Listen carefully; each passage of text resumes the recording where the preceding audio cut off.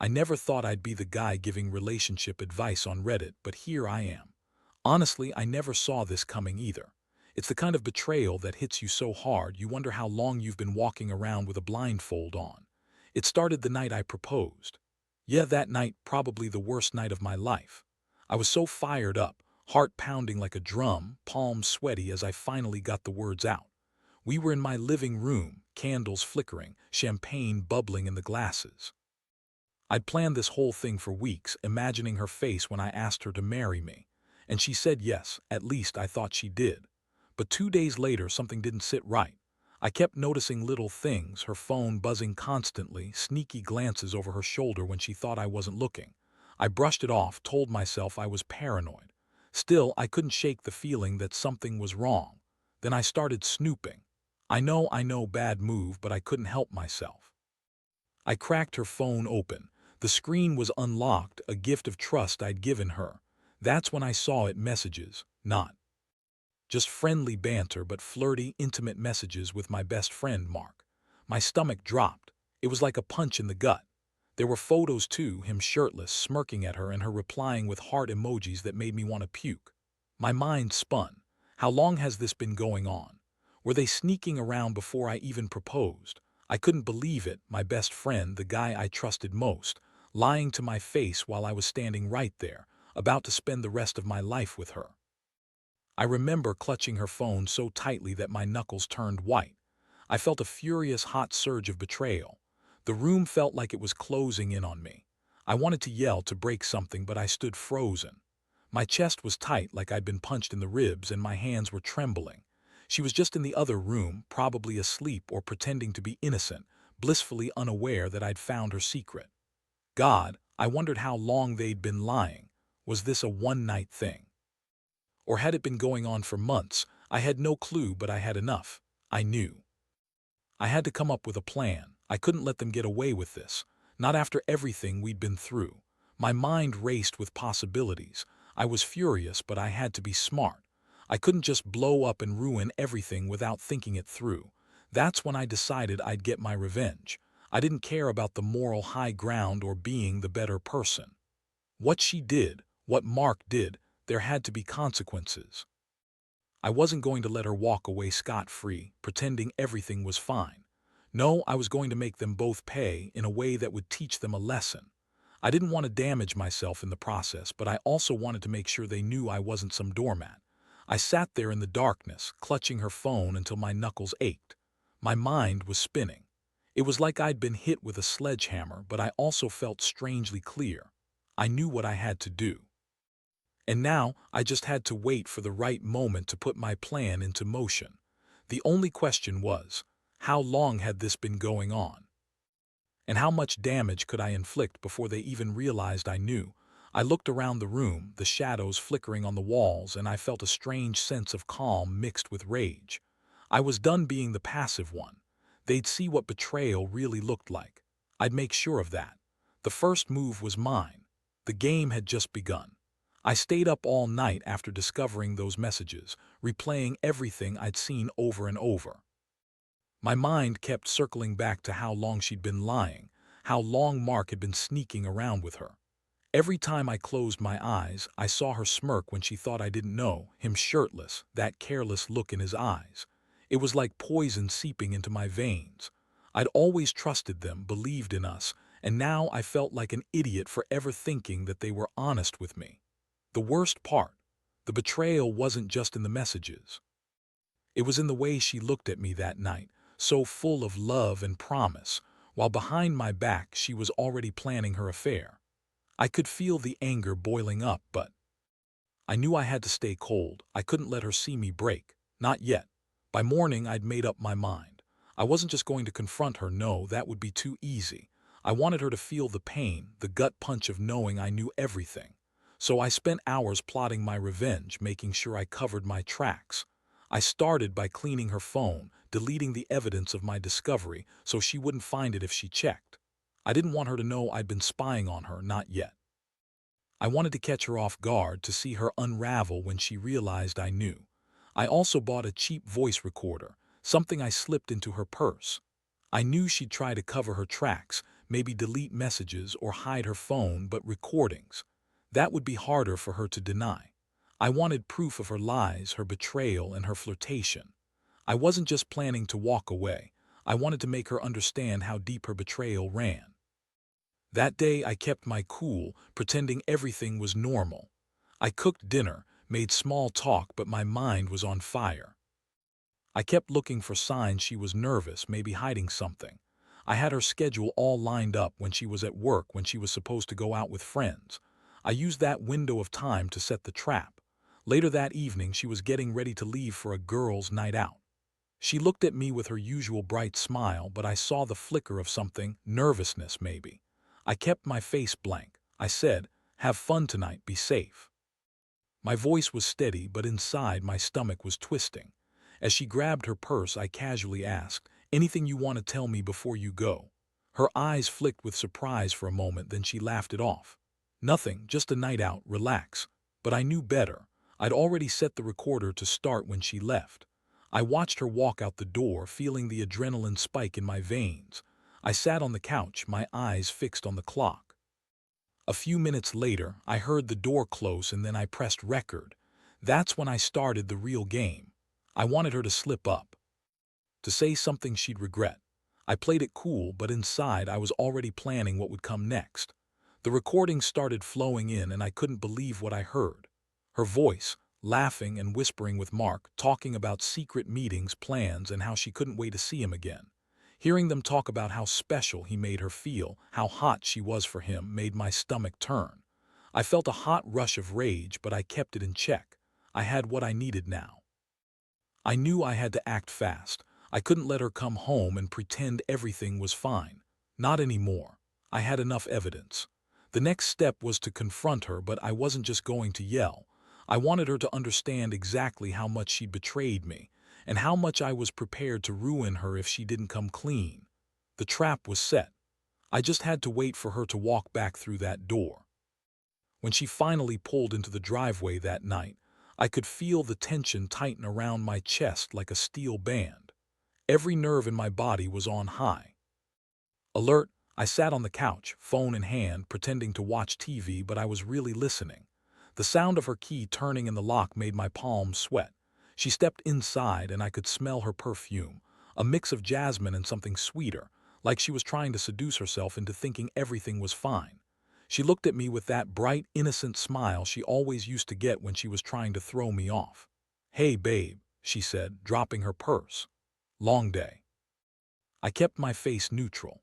"Yeah," I said, voice even. "Long day." I looked her straight in the eyes, and I felt the rage boiling beneath the surface. I took a deep breath, then pressed the button on my phone. The recording started playing from the speaker I'd hidden in my pocket. It was the first time she'd hear her own voice talking to Mark like she didn't think I knew.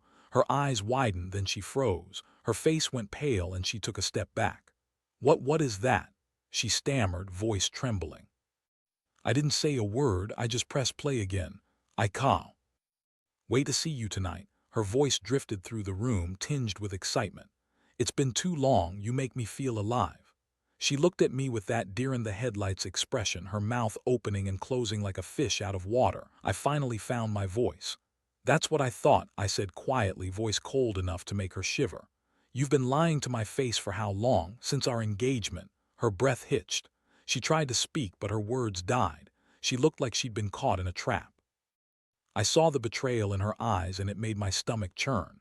I'd never felt so sick, so furious, yet strangely relieved. I'd finally caught her in her lie. "You think you can just walk out and pretend everything's fine?" I said, voice raising slightly. "No, not anymore. You've been sleeping with my best friend, and now I know. I've got the proof right here." I pointed to the phone, still playing the recording. She sank onto the sofa, her hands trembling. "It's not what it looks like," she whispered. "It was just a mistake." Her voice cracked under the weight of her own lies. "Just a mistake." I scoffed. "You think I'm stupid?" I heard your voice, their words. "You planned this, didn't you? While I was proposing to you, you were planning your affair with Mark." My voice was tight, my fists clenched. "How long has this been going on?" "Weeks, months." She looked down, tears streaming down her face. "I didn't want you to find out like this," she choked out. "It was a mistake, I messed up." Her voice was small, broken. But I didn't believe her anymore, not for a second. I felt my chest tighten, part of me wanted to scream to break everything in sight. But I knew I had to stay composed. I decided I would give her one chance, one last shot to come clean. Because if I was going to destroy her, I wanted her to understand that I had caught her, that I knew everything. I didn't want her to claim ignorance after I'd laid it all bare. I looked her in the eyes and said, "You lied, you cheated, and you betrayed me. I trusted you, I loved you, but now I see who you really are. And Mark, your best friend, he's no different. I don't even know who I was trusting anymore." She broke into sobs, clutching her face with her hands. I felt a strange mixture of satisfaction and emptiness. I'd finally uncovered the truth, but I also realized that from this moment on, everything would change. I'd lost my partner, my friend, and possibly my future. And I couldn't let her think she'd get away with it. I was done. I knew exactly what I needed to do next. The game was just beginning. The silence in the room was deafening once the recording ended. She sat there, trembling, tears streaking down her face, eyes staring blankly at the floor. I could feel the weight of it all pressing down on me, the betrayal, the anger, the heartbreak. But beneath it, there was something else. A strange calm, like I'd finally seen the darkness I'd been blind to for so long. I took a slow step closer, my voice cold but controlled. "You think that's the worst part, that I just found out about your affair? No, the worst part is what I'm about to do, because I'm not just going to walk away. I want you to feel what it's like to be betrayed like this, really feel it. So I've got a plan. And it's going to hurt, but it's going to teach you a lesson you won't forget anytime soon." Her face crumpled more, her tears spilling over. "Please," she begged, "don't do this. I was stupid, I made a mistake. Just don't ruin everything." Her voice was almost pleading, but I was beyond caring about her words right now. I'd heard enough. I pulled out my phone, already prepared. "You want to talk about ruining everything? You want to see how far I'm willing to go?" I showed her the screen, an email draft I started earlier that day, a plan to expose her to everyone, not just to hurt her, but to make sure she understood the full extent of her betrayal. She looked at it, eyes wide with horror. "I'm going to call your boss," I said quietly. "Tell them you're having an affair. I'll send them the recordings and the messages. Believe me, you won't like what happens when your employer finds out you're sleeping around, especially with your boss's favorite." Her lips quivered. "Please don't do that. I'll do anything, just don't ruin my career."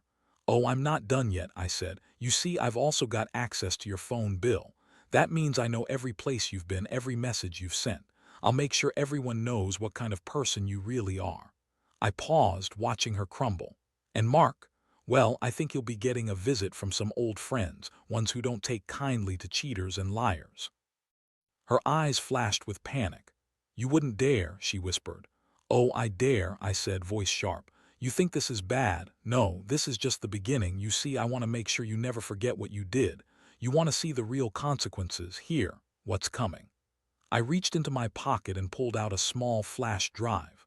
"All the recordings, all the messages, everything. I'll give you 1 hour to pack your things and leave. And after that, I'm making sure everyone knows exactly why you're gone." She stared at me, a mixture of despair and fury. "You're crazy."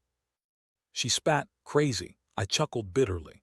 "No, I'm just tired of being the fool, the one who believed in fairy tales. Now I see the truth about her and about him, and I'm going to make sure they both pay." I handed her the flash drive. "You want to keep pretending nothing happened, fine, but I guarantee the world isn't going to see you the same way after this." She looked at the drive, her hands trembling. "Please don't do this. I'll do anything, just don't ruin me." I shook my head. "It's too late for that. You made your choice. Now you get to face the fallout." I turned away, feeling a strange sense of relief mixed with sorrow. I'd finally taken control. It was time to execute the plan and see how she'd handle losing everything she thought she had. As she hurried to gather her things, I stayed rooted in place, watching her pack. My stomach was clenched tight, but I felt a strange calm settle over me. The betrayal had cut deep, but I'd set my course. I knew what was coming next, and honestly, I was ready for it. The next step was clear. Hand her the evidence, walk out the door, and never look back. The pain of losing her was sharp, but I knew I'd come out stronger. And somehow, deep down, I also knew this was the start of something better. She rushed around the apartment, throwing clothes into a bag like her life depended on it. Her face was streaked with tears, but her hands were trembling so badly she could barely zip up her suitcase. I stood in the corner watching her, feeling every ounce of the anger and betrayal simmering just beneath the surface.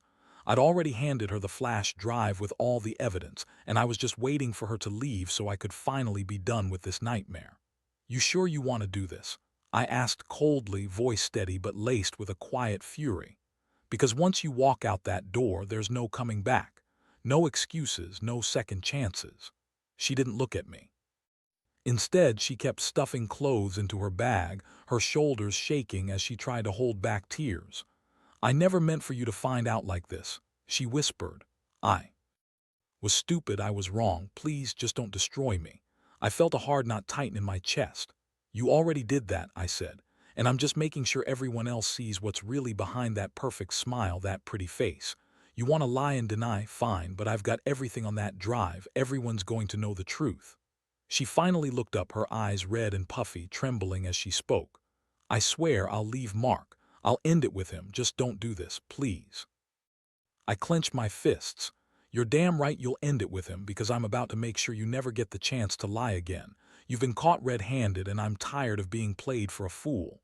She sat down on the bed, tears streaming down her face now. "I love you," she choked out. "I didn't want it to be like this." I shook my head slowly. "Love, really? That's funny, because love doesn't cheat, doesn't lie, doesn't betray the person who's supposed to be your partner. You threw all that away for some secret affair, Mark included, and now I'm done pretending I didn't see it." I reached into my pocket and pulled out my phone. "You have exactly 5 minutes to get out of here," I said. "The door, that way." I pointed to the apartment entrance, trying to keep my voice from trembling. "And when you leave, I want you to take everything, your clothes, your stuff, whatever's yours. Just get out and don't come back. I won't be answering your calls, your texts. Not anymore." Her lips quivered and she looked like she wanted to say something, but no words came. She just nodded slowly, then stood, grabbing her bag. Her shoulders sagged, defeated. With trembling hands, she opened the door, looked back at me one last time, and then disappeared out into the night. The apartment suddenly felt colder, emptier. My stomach was tight, and my hands were still trembling, but I knew I'd done what I had to do. I'd handed her over to her consequences. Now it was time to move forward. Whatever came next, I was finally done with the lies. I was free from the betrayal. I sat down on the couch, staring at the closed door. My mind was spinning, emotions swirling, anger, sadness, relief. I looked at the flash drive one last time, then tucked it away in my pocket.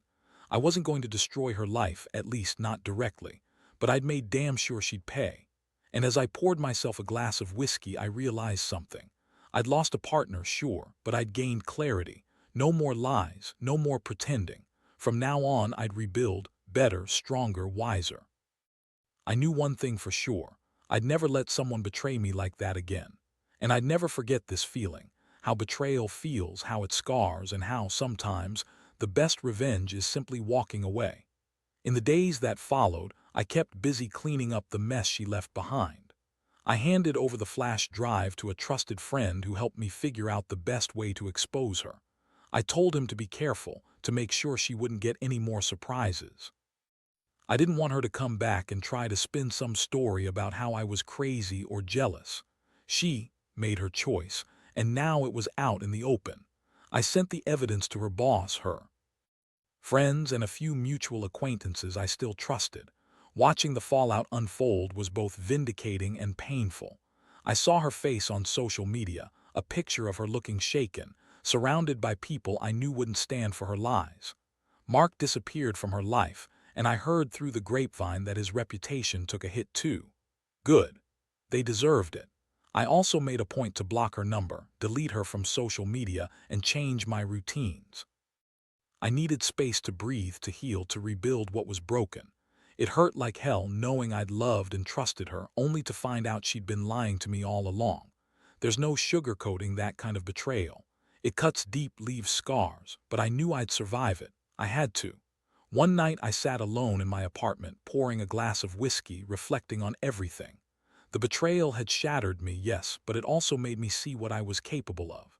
I was angry, yes, but I was also stronger than I'd thought. I'd face the storm and come out the other side. The pain still stung, but I felt a sense of relief I hadn't known in years. It was over, and I was finally free. Looking back, I realized that the biggest lesson I learned is about trust. Never take it for granted. Never assume someone's loyalty just because they say the right words or wear a pretty face. People can hide their true selves behind a mask for a long time, and sometimes the only way to see the truth is to look behind it. I also learned that revenge doesn't have to be loud or destructive. Sometimes the best way to fight back is to walk away, stronger, smarter, and with your dignity intact. My plan wasn't about just hurting her. It was about making her face the reality she tried to hide. That's the kind of revenge that truly stings. Knowing she lost everything she took for granted, knowing I took control back without losing myself. So, here's my advice to anyone out there who's been betrayed. Trust your gut, listen to your instincts, and don't be afraid to take control. Sometimes the only way to heal is to cut out the poison, no matter how hard it is. You might feel hollow at first, but eventually you'll find your strength again. Life goes on, and honestly, I'm looking forward to it.